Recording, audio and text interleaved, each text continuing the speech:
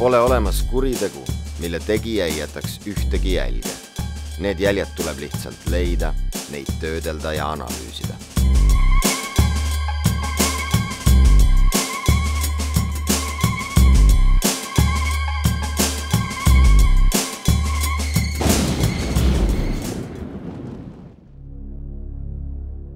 Eestis kaob keskmiselt paarsada inimest aastas. Mõnel aastal vähem, mõnel rohkem.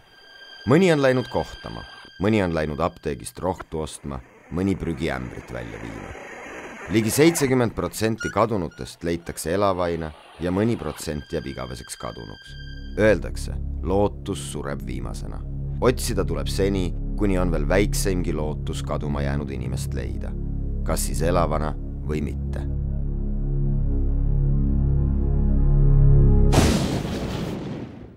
12. veebruaril 2003. aastal läks Lääne-Viru taluliidu esimees Ülo Savimägi Rakverest liidu Pika tänava kontorist mõneks ajaks välja. Kolleegid mäletasid, et Savimäele helistati ja helistajaks oli üks autohuviline. Ta oli lehti pannud kuulutuse, et müüb oma Volkswagen Saranni juba 6 aega praktiliselt enne seda. Kontorisse tagasi Ülo Savimägi enam ei tulnud. Ei sellel ega järgmiselgi päeval. Savimäe lähedased olid kadumisest hämmingus. Sõnapidaja mees, kel oli mitmeid kokkuleppeid, ei vastanud äkki enam ühelegi telefonikõnele. Lõpuks oli telefon sootuks välja lülitatud. 13. veebruari hommikul sõitis tütar isa koju, Rakvere valla Karitsa küla Jupre tallu. Volvo oli garaažis. Müügis olev Volkswagen õues, aga nii nagu isa polnud seda varem kunagi jätnud. Nina rääst all ja lumi katuselt kapoti peale kukkunud. Kuna ta oli siis tööle tulnud sellel päeval oma teise autoga Volvoga, siis ta pidi selleks minema koju, vahetama auto ära ja Saranniga minema kokku lepitud kohta. Imelik oli seegi, et Volkswagenil oli süütevõti ees ja uksed lahti. Volkswageni tagaistmelt leidis tütar isa mütsi, milleta Savimägi talvel kunagi ei käinud. Ka kalendermärkmik ja mapp, millest isa tavaliselt ei lahkunud, olid autos. Majavõtid polnud seal, kus tavaliselt. Toas polnud sussid omal kohal. Märke, nagu oleks keegi võõras majas ringi käinud ja sealt midagi otsinud, oli muidki. 14. veebruar pöördus Savimägi tütar politseisse ja teatas, et Ülo Savimägi on kadunud 12. veebruari lõunaajast.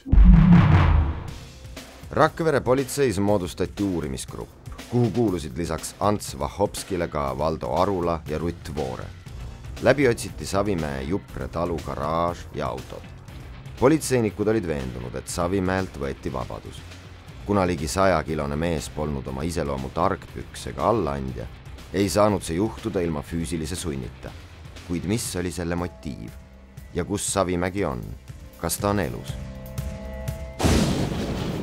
Otsisime maja ümbrusest ja igalt poolt mingeid jälgi ei leidnud. Ja siis üritasime kindlaks teha, kes kutsus kokkusaamisele. Põhjalikult asuti uurima Volkswagenist leitud kalendermärkmikku. 30. jaanuari kuupäeva kandvalt lehelt leiti telefoninumber 051 85 329 ja tekst Raivo Sharan.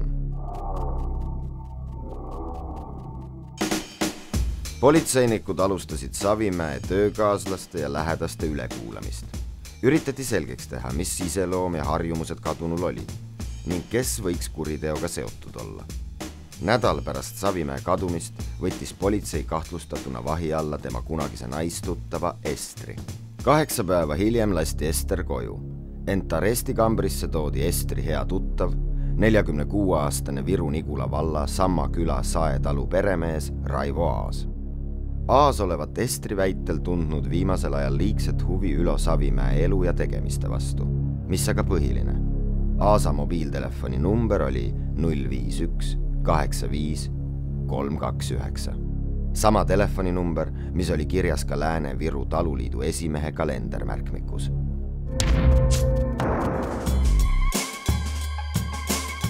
Raivo Aas ütles uurijale, et on Savimäele küll 2 korda automüügi asjus helistanud, ent kohtunud ta temaga pole. Politseinikud otsisid Aasa elukoha ja tema maasturi läbi. Auto parempoolselt esiistmelt leiti pruunikaid plekke, mis sarnanesid verele. Sarnaseid plekke oli ka Aasa jopi varrukal. Savimäe müts, Aasa maasturi istmed ja tema jopp saadeti DNA ekspertiisi. Ekspertiis tuvastas, et maasturis ja Aasa jopil oli Ülo Savimäe veri. Politseinikud oletasid, et Ülo Savimägi suhtes toime pandud kuriteo motiiviks võib olla raha. Hansapangast uuriti, mis on taluliidu esimehe pangakontodel viimasel ajal toimunud. Savimägi kadumise päeval oli peale lõunasel ajal paar tundi hiljem võetud Rakveres pangaautomaadist 10 000 välja. Teine 10 000 krooni võeti välja järgmisel hommikul 9:30 ajal Jõhvi keskväljakul asuva kaubanduskeskuse rahaautomaadist. Kuid katsed Savimäe arvet tühjendada oli teisigi. Ühe kaardi oli rahaautomaat alla neelanud, sest PIN-kood oli vale. Ka hiljem polnud rahavõtjal Kadrinas ja Rakveres õnne, sest Savimäe arved olid selleks ajaks juba suletud. Aas istus politseis ja murdis pead, mida uurijatele rääkida ja mida mitte. Samal ajal tehti kindlaks isikute ring, kes Aasa tundsid ja temaga suhtlesid. Selgus, et just sellel päeval nägid paljud Aasa koos Samma küla Raja talu 51-aastase peremehe Jüri Soonega.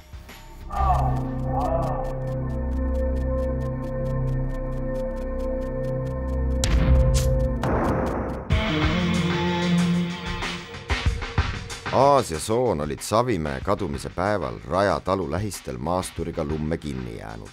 Ja kui suure metsaveoki juhid pakkusid hädalistele abi, mehed keeldusid ja üritasid hoopis Soone nõrgukese Ford Sierraga maasturit lumehangest välja tõmmata. See oli enam kui kahtlane. Nüüd otsisid politseinikud ka Soone Raja talu ja tema Ford Sierra läbi.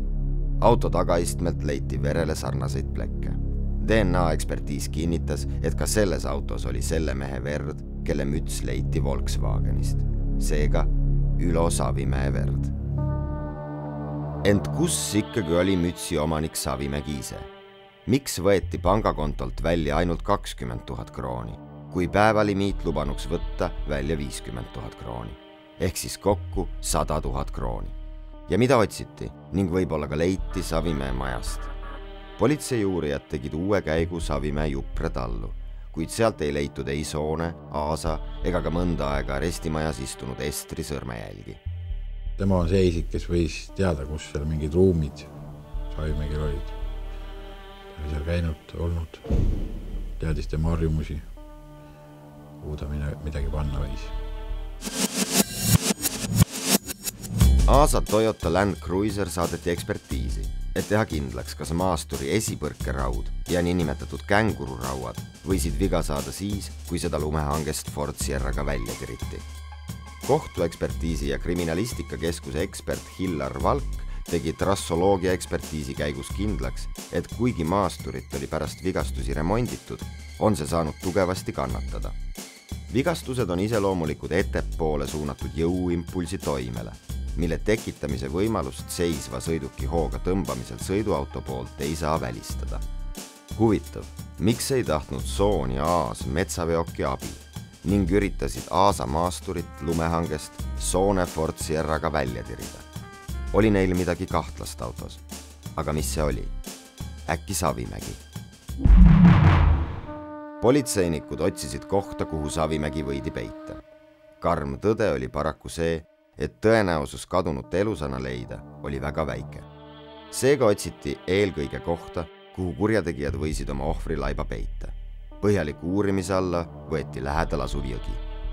Jõe äärte ja jõe läbikammimine, need ei andnud ka tulemusi. Sai ka seal lähedal olevas metsades otsitud ja ikka mitte midagi. Ja just siis tuli informatsioon, et Viru-Nigula valla Sämi soost Lauka servalt leiti inimese kuju meenutav jäässe raiutud auk. Uurija Vahhopski palus abi Rapla konstaablilt Madis Koitlalt ja tema teenistuskoeralt PC Koora.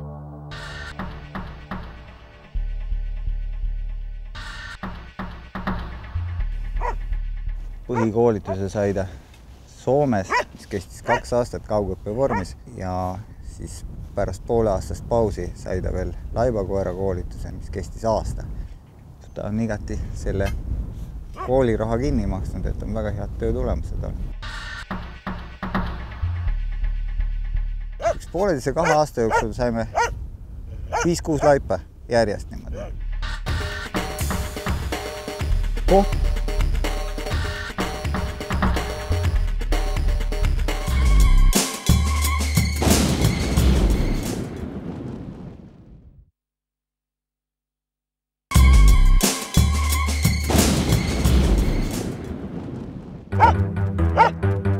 Eesti politseis töötab 45 koera. Neist 17 otsivad narkootikume. 9-aastane lühikarvaline Belgia lambakoer Cora on hetkel ainus töötav laibakoer. Seda on muidugi Eesti jaoks väga vähe. Et mõte on 4-5 koera kindlasti Eesti peale välja koolitada. 19. märtsil 2003 oli konstaabel Koitla koos Coraga Sämisoos. Lauka jääs oli tõesti inimese kujule sarnanev auk, mis oli uuesti kinni külmunud. Kui me sinna sattusime, siis me olimegi kindlad, et et laip on visuaalselt silmaga nähtav, et ta on selle jää all. Jäässe löödi auk. Koitla ootas 10 minutit, et vesi saaks jää peale tulla ja mõnda aega seista ning laskis siis koera tööle. Töö põhimõte hästi lihtne, et lõhnamolekul on veest kergem ja kui siis on jää veekogu peal, siis ta jääb sinna jää alla. Ja kui siis puurida jää sisse augud selliste paarikümnemeetriste vahedega, siis hakkab see lõhnamolekul sealt lenduma ja koeral on võimalik siis tuvestada, kas on seal läheduses laip või ei ole. Ja mida lähemal see auk on, seda tugevamini peaks olema siis koera reaktsioon sellele nõnda nimetatud tema mänguasjale. Tema otsib ikkagi oma mänguasja. Koera reageeringutest oli näha, et ta haistab laiba lõhna, kuid ei saa aru, kust lõhn tuleb. Koer tõmbas augu juures ninaga mõlemale poole ja oli nõutu. Võis arvata, et augu juures on laiba lõhn, kuid lõhnafoon on ühtlane ja puudub lõhnaallikas, kus lõhn oleks intensiivsem. No nii. Augu lahti raiumiselt selgus, et esimese jääkihi all on ligi 0,5 meetrit vett ja siis teine jääkiht, mida polnud võimalik lahti raiuda. Kuna seal oli 40 sentimeetrit vett ja siis hakkas uus jää, mis oli nagu öeldakse põhjani külmunud, tekkis selline mõte, et teda üritati sinna laukasse uputada, aga kuna ta ei uppunud, et see oli põhjani külmunud, siis viidi ta edasi. Aeg läks. Talvest sai kevad, kevadest suvi. Ülo Savimäed polnud kuskil. Kuigi 2 tema oletatavat tapjat istusid trellide taga, ajasid mehed jama. Üks väitis, et ei tunne Savimäed. Teine mugandas oma ütlusi vastavalt sellele, mida uurijad olid kindlaks teinud. Vahepeal oli siiski ka hetk, kus Aas oli juba murdumas ja valmis rääkima hakkama. Paraku astus vahele kaitsja, kes sõna otseses mõttes keelas tal rääkida. See andis veel kindlust juurde, et ta peab kuskil olema, ta ei ole ära hävitatud. Et kuskil appevannis või et kuskil ta ikkagi on olemas. Ja siis lubasime ka, et ütlesin advokaadile, et kohtupäevaks me esitame laiba. Ja siis sai teha vahepeal sellist tööd, et isegi 30 päeva järjest niimoodi, et öösel 2 aeg lõpetasime alles. Valguskiir tuli uurimisse siis, kui ümberkaudsete elanike järjekordse juhusliku küsitluse käigus selgus, et Soon kasutab oma rajatalus aeg-ajalt sulast. Ja siis saimegi Soone sulasega jutule. Viimane töö, mille see mees Jüri Soonele tegi, oli Raivo Aasa talu rehe alla kanali kaevamine. Aas olevat tahtnud oma Land Cruiseri mootori patju vahetada. Me olime seal läbiotsimist teinud ja teadsime, et mingid kanalit seal ei olnud. Imelik oli ka see, et Soon lasi kaevata umbes meetri laiuse ja 1,4 meetri pikkuse kanali, kuid ei käskinud kanalist välja viidud mulda ära viia.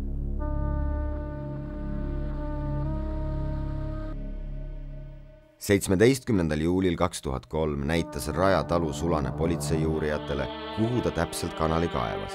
Pärast seda algas kanali lahti kaevamine. ta oli diiselküttega üle valatud see pinnas. Siis oli veel kilega kaetud. Vahepeal oli mingi suurem kivi ka veeretatud mingi üleval pool kihtides, et kui keegi ilmselt hakkab kaevama, siis näeb, et see kivi all nüüd kedagi on. Kui laibani jõudsime, siis laip omavõrd oli veel kile sisse mäsitud. 80 sentimeetri sügavuselt maa seest võeti välja teibiga kokku tõmmatud mehekeha, mille vasakul käel tiksus kell. DNA ekspertiis tegi kindlaks, et see on Ülo Savimäe laip.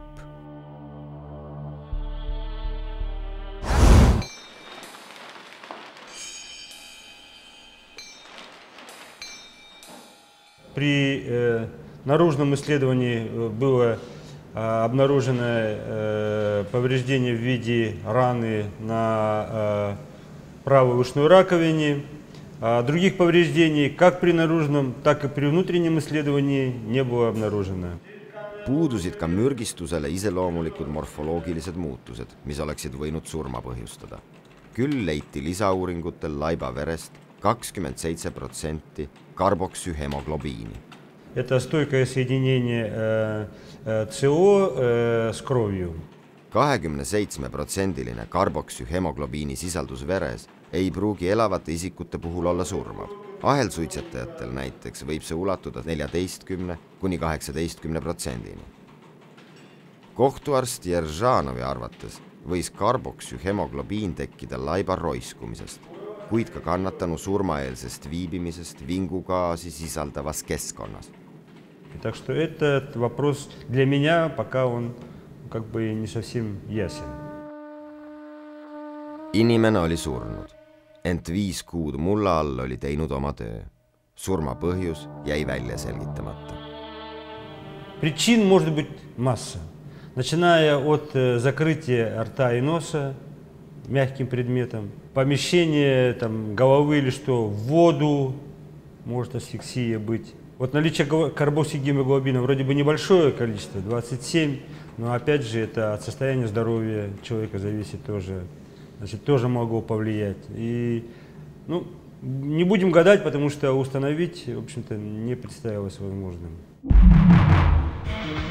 Ainsad, kes oleks võinud Ülo Savimäe surma põhjustesse selgust tuua, olid Jüri Soon ja Raivo Aas. Soon eitas kõike. Ainus, mille ta omaks võttis, oli Aasa soovil ja Aasa antud PIN-koodiga ei tea kelle arvelt Hansapangast 10 000 krooni väljavõtmist. Aas oli pisut jutukam. Leiti ju laip ikkagi tema talu rehe alt. Ta rääkis, et tegi sel ajal toas pliidi all tuld, kui Soon ohvriga kahekesi oli. Tuli tagasi, siis avastas, et Savimägi ongi reha aluses juba surnud. Soon ütles, et näe, surigi ära. Samas võttis Aas omaks surnukehale mulla pealeajamise ja koha naftaga ülevalamise. Nüüd oli asi tõendeid piisavalt. Jüri Soon ja Raivo Aas anti kohtu alla, süüdistatuna Ülo Savimäe tapmises ja röövimises. Nad pikalt plaanisid seda ette, ootasid seda päeva, kui Ülo Savimägi tuleb tööle teise autoga, et ta peab sõitma koju autot vahetama. Siis nad helistasid talle Rakveres asuvast taksofonist Ülo Savimägile. Jälgisid, kui ta sõidab koju, sõitsid talle sinna järgi, ootasid seda hetke, kui ta ajab Volvo juba garaaži ära. Ja Šaranni garaasist välja, et ta ei märka, kui nad maja juurde sõidavad. Seal peksti ohver jõhkralt läbi, pandi ta käed selja taha raudu ja rööviti taskust rahakott 5000 krooni ning pangakaartidega. Pärast seda viidi ohver kord Soone, kord Aasa autos Aasa talu rehe alla, kus algas piinamine. Eesmärgiks oli talt pangakaartide PIN-koodide väljapressimine. Kui üks istus ohvriga rehe all, üritas teine tema pangaarvet tühjendada. Ent üht PIN-koodi Soon ja Aas Savimäelt teada ei saanudki. 7. oktoobril 2005. aastal karistas Lääne-Viru maakohus Jüri Soont grupiviisilise röövi ja selle varjamiseks sooritatud mõrva eest 16 aasta pikkuse vabaduskaotusega. Aasale mõistis kohus grupilise röövimise ja laiba rüvetamise eest 11 aastat vabaduskaotust. Kumbki neist oma süüd ei tunnistanud, kuid uurijate ja ekspertide visa töö tulemusena kogutud tõendid kõnelesid teist keelt.